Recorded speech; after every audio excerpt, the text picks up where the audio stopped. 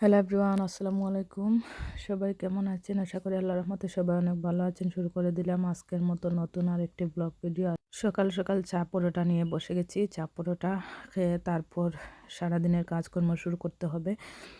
তো শুরু থেকেই শুরু করা যেটাকে বলা হয় সেটাই।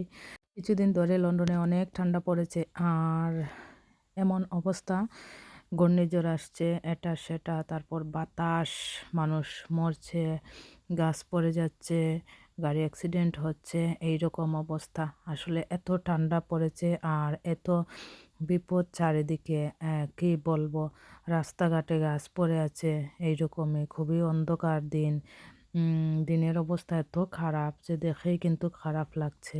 দেখুন সব কিছু যেন উড়িয়ে নিয়ে গেছে, এইরকম অবস্থা, ঝড়ে বিধ্বস্ত। খুবই বাতাস, কি বলবো। আর দিনের অবস্থা তেমন একটা ভালো না। আকাশের অবস্থা যে এরকম হবে এটা কল্পনার বাইরে। আর এদিকে হচ্ছে রান্না বসিয়ে দিয়েছি। আজকে লতা রান্না করেছি, চিংড়ি মাছ দিয়ে লতা।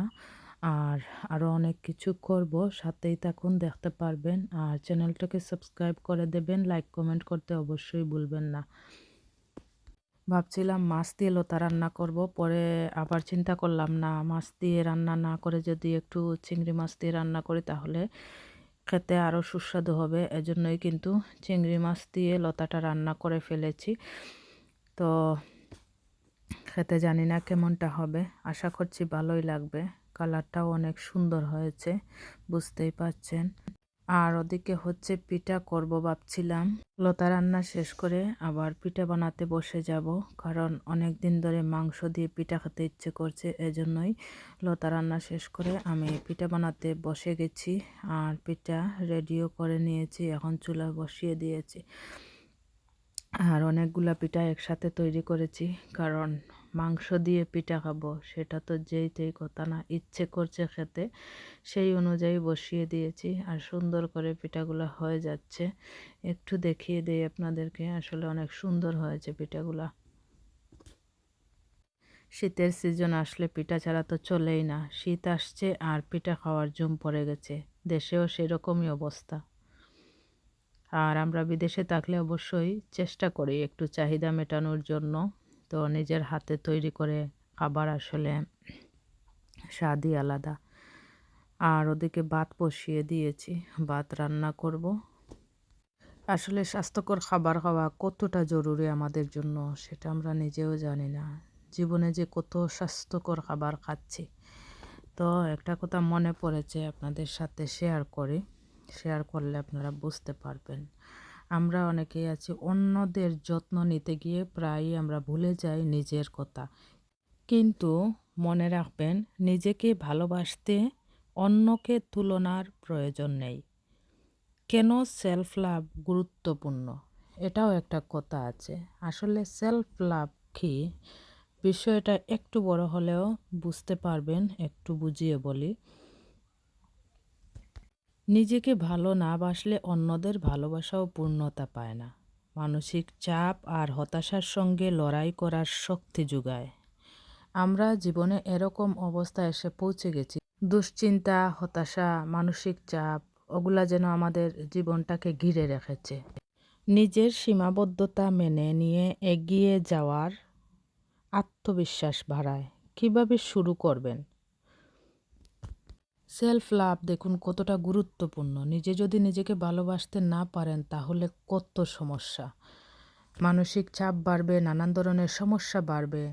আর যদি সেলফ লাভ বিষয়টাকে আপনি গুরুত্ব দেন, নিজেকে ভালোবাসুন, তাহলে জীবনটা দেখবেন সুন্দরে পরিপূর্ণ হয়ে গেছে। সেলফ লাভ বিষয়টা নিজেকেই কিন্তু তৈরি করে নিতে হবে। আর এটা কিভাবে শুরু করবেন আমি সেটাই বলি। নিজের প্রতি কঠোর সমালোচনা বন্ধ করুন। নিজেকে ভালোবাসুন, নিজের প্রতি সমালোচনাটা বন্ধ করুন। প্রতিদিন নিজের জন্য সময় রাখুন, পছন্দের কাজ করুন। নিজেকে মূল্যায়ন করুন, নিজের পছন্দের কাজ যেটা আপনি খুবই করতে ভালোবাসেন সেটাই করুন। মনোযোগ দিয়ে সুন্দর করে গুছিয়ে সেই কাজটাই করুন, কারণ ভালোবাসা দিয়ে কাজ করলে যে কোনো কাজই অনেক সুন্দর করেই করা যায়। নিজের সাফল্য আর ছোট ছোট অর্জনগুলোর প্রশংসা করুন। আপনার যত ছোট ছোট অর্জন আছে সেগুলা কিন্তু আপনাকে উৎসাহিত করবে। এজন্যই কিন্তু আপনি নিজে নিজেকে প্রশংসিত করবেন। ওটাকে ফেলে দিলে চলবে না, ওটাকে গোপন রাখলে চলবে না। নিজে নিজের উৎসাহ বাড়ানোর জন্য আপনার ছোট্ট ছোট্ট অর্জনগুলার প্রশংসা করতে হবে। না বলার অভ্যাসটা গড়ে তুলুন, কারণ আপনার মানসিক সন্তুষ্টি আগে। নিজেকে আগে সন্তুষ্ট রাখতে হবে, তারপর চিন্তা করতে হবে যে আপনি আসলে কি করতে চাচ্ছেন। আপনি না বলার অভ্যাসটা আপনাকে খুব সুন্দর করে গড়ে তুলতে হবে, কারণ যেটা আপনার জন্য ভালো না সেটা অবশ্যই আপনি করবেন না, সেটাই আপনি বুঝতেই পারছেন। তো এই অভ্যাসটা আপনাকে গড়ে তুলতে হবে, আর নিজেকে বেশি বেশি করে উৎসাহিত করতে হবে। না বলার অভ্যাসটা সুন্দর করে গড়ে তুলতে হবে। মানসিক সন্তুষ্টিটাকে আগে প্রায়োরিটি দিতে হবে, কারণ মানসিক সন্তুষ্টি না থাকলে নিজেকে নিজে ঠিক রাখতে পারবেন না। এজন্য মানসিক সন্তুষ্টিটাকে আগে প্রায়োরিটি দিতে হবে। মনে রাখবেন, আপনি নিজে ভালো থাকলেই চারপাশে ভালোবাসা ছড়াতে পারবেন। নিজের হাসির যত্ন নিন। নিজে যদি ভালো না থাকেন তাহলে চারপাশে ভালোবাসা ছড়াতে পারবেন না। আপনার ফ্যামিলিটাকে সুন্দর রাখতে পারবেন না। আপনার ফ্যামিলির মানুষের মুখে হাসি দিতে পারবেন না। সবাইকে হাসাতে, সবাইকে খুশি রাখতে, সবাইকে ঠিক রাখতে আপনাকেই আগে ঠিক করতে হবে।